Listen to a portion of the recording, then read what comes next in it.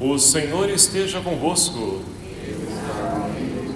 Proclamação do Evangelho de Jesus Cristo segundo Lucas. Muitas pessoas já tentaram escrever a história dos acontecimentos que se realizaram entre nós, como nos foram transmitidos por aqueles que, desde o princípio, foram testemunhas oculares e ministros da palavra. Assim sendo, após fazer um estudo cuidadoso de tudo o que aconteceu desde o princípio, também eu decidi escrever de modo ordenado para ti, excelentíssimo Teófilo. Deste modo, poderás verificar a solidez dos ensinamentos que recebeste. Naquele tempo, Jesus voltou para a Galiléia com a força do Espírito, e sua fama espalhou-se por toda a redondeza. Ele ensinava nas suas sinagogas e todos o elogiavam. E veio à cidade de Nazaré, onde se tinha criado. Conforme seu costume, entrou na sinagoga no sábado e levantou-se para fazer a leitura. Deram-lhe o livro do profeta Isaías. Abrindo o livro, Jesus achou a passagem que está escrito: O Espírito do Senhor está sobre mim, porque Ele me consagrou com unção para anunciar a boa nova aos pobres.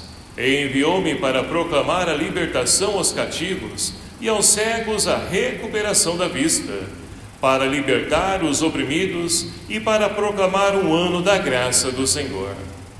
Depois fechou o livro, entregou ao ajudante e sentou-se. Todos os que estavam na sinagoga tinham os olhos fixos nele. Então começou a dizer-lhes: Hoje se cumpriu essa passagem da Escritura que acabastes de ouvir. Palavra da salvação.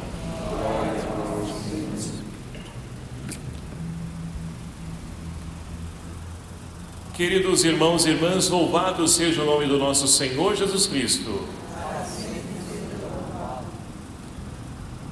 E com grande alegria nós vamos então caminhando no nosso ano litúrgico e chegamos hoje ao terceiro domingo do tempo comum, onde nós então somos enriquecidos e convidados a poder então compreender a importância da palavra de Deus na nossa vida. Deus, Ele de várias formas, de várias maneiras, Ele sempre quis estar presente junto a nós enquanto seres humanos.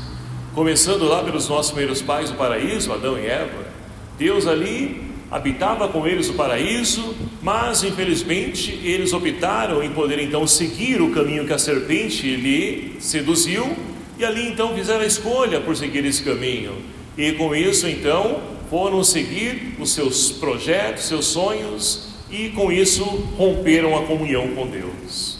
Mas mesmo assim, Deus sempre tomou a iniciativa para poder resgatar novamente o ser humano, onde então Ele quis sempre estar presente ao lado desse ser humano, que por várias formas e vários jeitos, sempre fugia de Deus, e continua ainda nos dias de hoje a fugir. Mas Deus então, Ele envia profetas, juízes, e chegada a plenitude dos tempos, Ele envia seu Filho ao mundo, nascido de uma mulher. Então, Deus, Ele por várias formas, maneiras, Ele então quis estar presente na vida do ser humano. Mas uma delas ocupa todo esse tempo de salvação, da história da salvação, até os dias de hoje, que é a da palavra. Deus então, quando Ele conduziu esse povo para poder fazer a travessia do Mar Vermelho, sobre o domínio do faraó, que ele estava então acometido, Ele então faz esse povo fazer essa travessia, e ali com Moisés liderando esse povo, vão caminhar em rumo à terra prometida. Mas no caminho no deserto, Deus pôde perceber que esse povo, ele então se relacionando, havia vários conflitos, dificuldades, confusões, e o que ele faz? Ele vai lá então e chama Moisés para que suba ao Monte Sinai e entrega a ele 10 leis, ou seja, aquilo que nós conhecemos como os 10 mandamentos. É a palavra de Deus para poder então guiar, nortear e para poder orientar esse povo que até então estava perdido, desorientado. Então os mandamentos de Deus não é algo penoso, mas é algo que serve para poder nos instruir, para nos ajudar a poder então viver segundo a vontade de Deus, que com certeza é um caminho de vida e felicidade para cada um de nós. Então a palavra de Deus, ela não deve ser então olhada de uma maneira como coisa ruim para nós, mas não, é algo bom desde que nós então vivamos e colocamos ela em prática. E nós podemos olhar para a primeira leitura de hoje, extraída então de Neemias, né? Olha que interessante essa primeira leitura de hoje. Ele vai escrever então dizendo o seguinte, olha só: o sacerdote Esdras apresentou a lei diante da assembleia de homens e mulheres e de todos os que eram capazes de compreender. Mas vamos entender o contexto dessa leitura. Ora, o povo de Israel passaram ali quase 100 anos sob o domínio como escravos de Nabucodonosor. Ciro, rei então da Pérsia, quando ele então toma o domínio desse povo de Jerusalém, ele permite que esse povo volte para Jerusalém para poder recomeçar a sua vida. Então é este o contexto que se encontra esse povo na primeira leitura. Voltaram para Jerusalém, mas sabemos muito bem que para poder começar ou recomeçar a reconstruir uma cidade, uma história, não é fácil. Uma terra principalmente foi então destruída por completo, onde ficaram ali apenas poucas pessoas, né, vivendo. E como reconstruir? Aonde tirar dinheiro? Como trabalhar para poder então conseguir o sustento para poder recomeçar a vida? Muitos então sentiram até mesmo saudade do exílio da Babilônia, porque era um povo sem esperança, era um povo que então deixaram para trás aquilo que realmente fundamenta e alimenta a nossa esperança, que é a palavra de Deus. Mas olha só o que diz aí então, né, essa primeira leitura. O sacerdote Esdras então vai lá e apresenta a lei diante da assembleia de todos os homens, mulheres e pessoas que poderiam compreender, ou seja, depois de 100 anos novamente, eles têm esse acesso à palavra de Deus. Tanto que, olha só que interessante, né? Eles ficaram ali desde as 6 da manhã até a hora do almoço, só se alimentando da palavra de Deus. E olha os frutos da palavra de Deus na vida desse povo. Eles ouviram essa palavra, que com certeza ajudaram eles a compreender que tudo aquilo que eles passaram no passado, ou seja, a questão do exílio da Babilônia, não era punição, castigo de Deus, não, mas foi devido à escolha que o povo fez e se afastou dos caminhos do Senhor.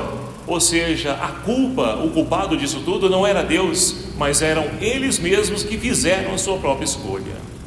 E aí a consequência disso, começaram a chorar, e é claro, um misto de tristeza por reconhecer o seu erro, porque não é nada fácil, né? Quando nós então, por exemplo, nossos filhos, nós conversamos com eles e apresentamos para ele aquilo que ele errou, aquilo que ele deixou de fazer da forma correta, começa a chorar, porque ele então se arrepende e sente que o erro estava nele, que ele não deveria ter feito aquilo. Então é justamente essa situação que vive o povo de Israel. Mas olha só, o sacerdote Esdras então vai dizer o seguinte para eles: olha, não fiquem tristes, porque no finalzinho vai dizer, porque a alegria do Senhor será a vossa força. Mas ele envia esse povo para casa e disse o seguinte: olha, nós erramos, tudo que nós fizemos de errado fica no passado, apague igual a borracha, vire a página desse livro e escrevam uma nova história.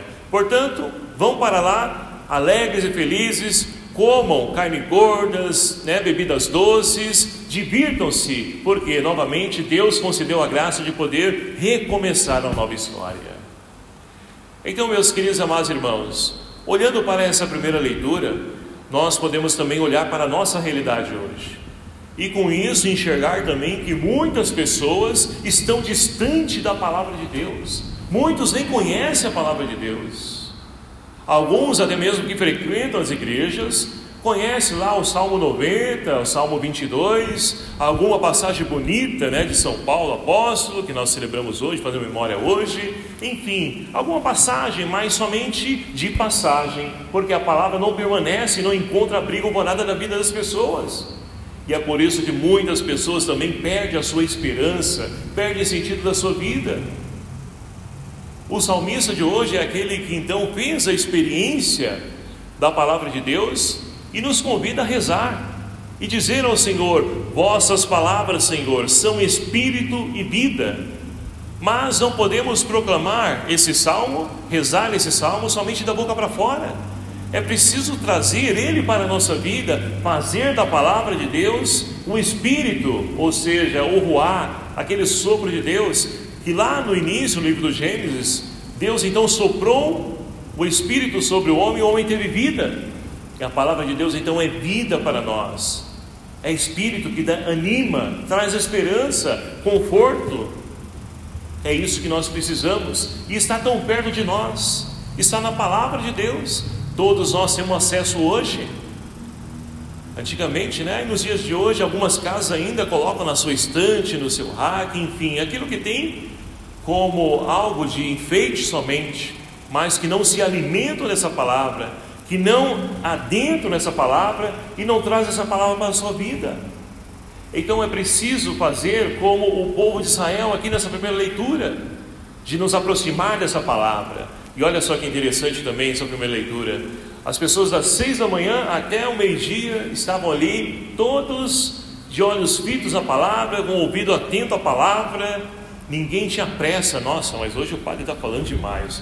Hoje o diácono então está inspirado. Olha só, já deu meia hora de não está acabando ainda. Ou seja, muitas vezes nós temos pressa para as coisas de Deus e para as coisas do mundo. A gente passa, perde ali 1 hora, 3 horas no celular e para nós é indiferente. Mas a gente precisa resgatar e dar valor àquilo que realmente deve ocupar o centro da nossa vida, que é a palavra de Deus. Mas eu leio a palavra e não entendo. Ora, reze com a palavra. Nós temos hoje, né, a Lectio Divina, a leitura orante da palavra. É uma maneira da gente poder rezar com essa palavra e Deus falar através da palavra sobre nós. Muitas vezes nós rezamos o Pai Nosso: fazei a vossa vontade, né? Eu quero fazer a vossa vontade. Mas qual a vontade de Deus? Você para e pergunta qual é a vontade dele para a sua vida? Muitas vezes nós colocamos, né, a nossa vontade como vontade de Deus, e não é. A vontade de Deus é outra. Então é preciso de fato nos aproximar da palavra de Deus, para que assim então, meus queridos amados irmãos, nós possamos novamente encontrar o sentido da nossa vida, alimentar a esperança nesse ano jubilar, ano em que a igreja nos convida a alimentar de esperança, porque o povo está desnorteado. Passado então o tempo, né, do pós-Covid, muitas pessoas não se encontraram ainda, porque perderam a esperança. E o que fundamenta a esperança? É a leitura assídua da palavra de Deus, é ela que alimenta a nossa fé e principalmente a nossa esperança. E aí nós podemos ir para o evangelho de hoje, porque olha só que interessante, né? Lucas, ele inicia, nós temos 2 partes nesse evangelho aqui de São Lucas, que vai nos acompanhar no decorrer desse ano. A primeira parte aqui, Lucas faz questão de dizer o porquê, ou melhor dizendo, o para que ele escreveu o evangelho. Olha só, muitas pessoas já tentaram escrever a história dos acontecimentos, né, que se passaram entre nós, e sendo assim eu busquei fazer ali um trabalho minucioso, ou seja, eu estudei, porque Lucas, né, ele viveu um tempo já depois de Jesus, e como ele poderia dizer Jesus, ou por exemplo, quando o anjo Gabriel anunciou Maria, como ele estava ali presente para poder escrever tudo aquilo que foi dito entre o anjo e Maria, o diálogo entre eles? Não. Foi estudando, conversando com as pessoas, ele então pesquisou minuciosamente para poder transcrever tudo isso, para que esse evangelho chegasse até os dias de hoje para nós. Então tudo isso não foi feito por fazer alguém que achou bonito, né? Uma melodia, uma história muito bonita, aquela do filho pródigo que se encontra com o pai, enfim, achou bonito e escreveu aquilo. Não, ele fez um estudo minucioso. E olha que interessante, ele vai atribuir esse estudo para um personagem chamado Teófilo. Quem é esse Teófilo? É alguém que nós conhecemos no dia de hoje? Há três vertentes, né? Três situações de pessoas que estudam, né? A Sagrada Escritura, que dizem que pode ser esse Teófilo. O primeiro deles, que é um dos sacerdotes da época, dos sumos sacerdotes, né? A qual depois se converteu ao cristianismo. Então, Lucas faz questão de poder colocar ele em destaque. Uma outra versão diz que é né, dos sumos sacerdotes do tempo, de maneira especial, é parente de Anás, Caifás, né, os sacerdotes do tempo de Jesus. Mas o terceiro, e é o que eu prefiro acreditar, Teófilo, né, o Teo, Deus, Filo, amigo de Deus. Então, amigo de Deus é alguém que então Lucas escreve chamando, convidando a pessoa para se tornar amigo de Deus. Mas como eu me torno amigo de Deus? Ora, vivendo e colocando em prática a sua palavra, assim como Jesus. E é por isso que então na segunda parte do Evangelho de hoje, nós temos então, olha só, Jesus que volta para Galiléia, com a força do Espírito Santo, depois de ser tentado, quando foi batizado, ele foi tentado, foi impelido lá no deserto, e então depois volta para Galiléia, e ali ele dá início ao seu ministério. E olha só, ele ensinava nas sinagogas, e todos elogiavam, e veio a Nazaré. E ele entra então na sinagoga no dia do sábado, e levanta-se para poder fazer a leitura. Olha que interessante, né? E ali então, deram-lhe o livro do profeta Isaías. Ele então abriu o livro, e vai então dizer, olha, o Espírito do Senhor está sobre mim, porque Ele me consagrou com a unção para anunciar a boa nova aos pobres, para proclamar a libertação dos cativos e ao cego a recuperação da vista, para libertar os oprimidos e para proclamar um ano da graça do Senhor. Queridos amados irmãos, nós estamos vivendo um ano também da graça do Senhor, a qual então o nosso querido Papa Francisco, ele abriu novamente as portas para podermos então refletir sobre a esperança que, como disse e repito mais uma vez, a qual se faz necessário nos dias de hoje. Então, esse ano da graça nós estamos vivenciando, e olha só que interessante, Jesus vai dizer que tudo isso se cumpre naquele dia, através dele e nele. Mas, queridos e amados irmãos, Jesus mostra para nós, e Lucas quer enfatizar isso, que Jesus não é uma pessoa que viveu aleatória no mundo, que passou por esse mundo de qualquer jeito, de qualquer forma, não. Ele buscou em tudo fazer a vontade do Pai. E é por isso que por várias vezes no Evangelho de São Lucas nós vamos ver Jesus que sobe ao monte em oração, para poder ouvir o Pai, para poder então ali saber a vontade do Pai para ele e para todos que estão ali no seu tempo. Então, Jesus ele veio para poder cumprir a vontade do Pai. E olha só o programa de vida de Jesus. Ele então veio com essa finalidade, de poder levar a esperança para as pessoas, libertando os cativos, curando as enfermidades das pessoas, devolvendo a visão para aqueles que são cegos. E olhando para a nossa realidade, quantas pessoas também nós encontramos nos dias de hoje, que olha só, precisam de um anúncio da boa nova, precisam de esperança. Pessoa que está tão habituada com dor e sofrimento, onde você vai conversar com ela que tudo que ele fala é de doença, é de médico, é de desespero, é de corrupção, de justiça, são coisas negativas. São pessoas que precisam da boa nova, de esperança.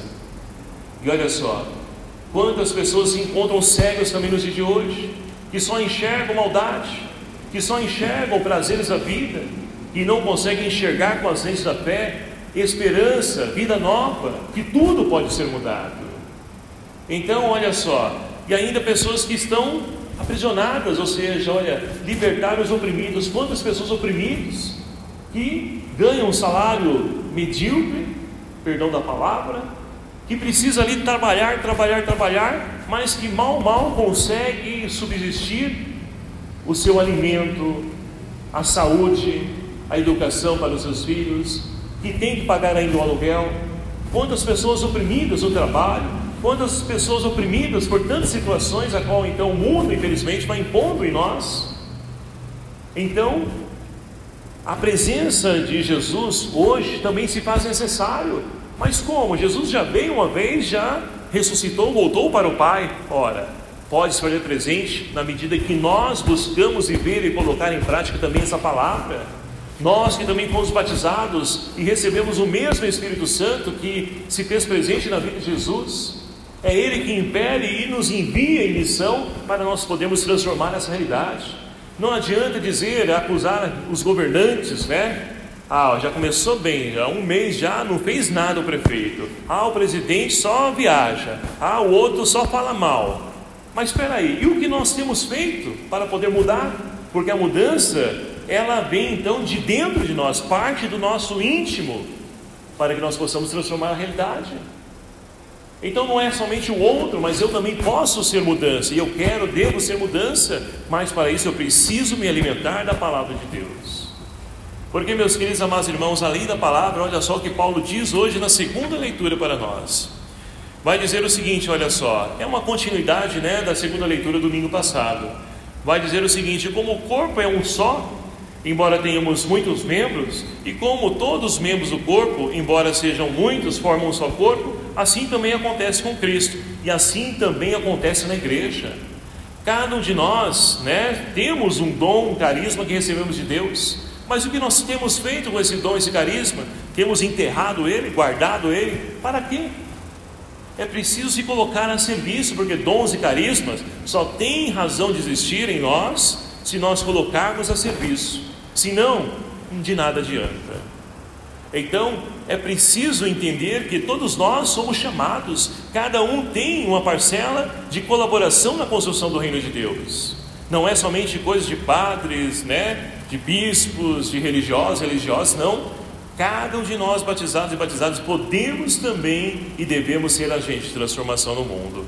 Porque olha só, quando um corpo, né, quando você, por exemplo, está com a unha encravada, tudo parece que bate ali e dói. Então imagine o corpo místico de Cristo, que é a igreja. Quando um dos membros da igreja sofre, todos os demais também sofrem, sentem junto. Então nós somos convidados a poder então acolher, a poder então fortalecer, porque membros da igreja muitas vezes estão passando por dificuldades, precisam do nosso auxílio, precisam também da nossa ajuda. Muitas vezes nós queremos olhar para os de fora, mas os de dentro nós esquecemos. E não podemos ser assim. Nós precisamos então tratar, né, do corpo místico de Cristo, que é a igreja, cuidando para que a igreja possa ser também agente de transformação, sarando, cuidando tantas feridas que o mundo, então, infelizmente, tem ocasionado na vida de tantos irmãos e irmãs. Portanto, meus queridos amados irmãos, peçamos então ao Senhor que nos conceda a graça de podermos então valorizar a sua palavra, e valorizando essa palavra, que nós possamos então mergulhar nela a cada dia da nossa vida. Não precisa ler, né, ali um livro todinho, né, num dia só, não, vamos por partes. Pegue lá, leia 2, 3 capítulos, o que você sentir ali, porque você, ao tomar essa iniciativa, você vai lendo um capítulo ou um versículo que seja, e você vai aumentando isso gradativamente, porque você se alimenta dessa palavra e ela te faz falta, e você então quer cada vez mais estabelecer essa intimidade com ela, na medida de você ouvir a Deus, estar com Deus, e aí a mudança vai acontecendo de dentro para fora. Que o Espírito Santo de Deus seja a nossa força, e que nós possamos também recorrer e pedir também a intercessão de São Paulo Apóstolo, ele que brilhantemente foi esse grande anunciador da palavra de Deus. Louvado seja o nome do nosso Senhor Jesus Cristo.